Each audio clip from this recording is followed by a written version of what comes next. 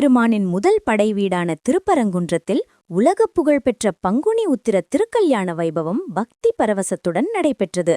கடந்த 23ஆம் தேதி கொடியேற்றத்துடன் தொடங்கிய இந்த விழாவின் முக்கிய நிகழ்வாக ஆறுகால் மண்டபத்தில் திருக்கல்யாணம் நடைபெற்றது. இதற்காக மதுரையிலிருந்து மீனாட்சி அம்மனும் பிரியாவிடையுடன் சொக்கநாதரும் மணமேடையில் எழுந்தருளினர். மங்கள வாத்தியங்கள் மற்றும் வேத மந்திரங்கள் முழங்க முருகப்பெருமான் தெய்வானையம்மனுக்கு திருமாங்கல்யம் சூட்டப்பட்டது. அப்போது கூடியிருந்த ஆயிரக்கணக்கான பக்தர்கள் அரோகரா கோஷம் எழுப்பி சுவாமி தரிசனம் செய்தனர். திருமணத்தை முன்னிட்டு பக்தர்களுக்கு கோவில் நிர்வாகம் சார்பில் மதிய உணவு வழங்கப்பட்டது.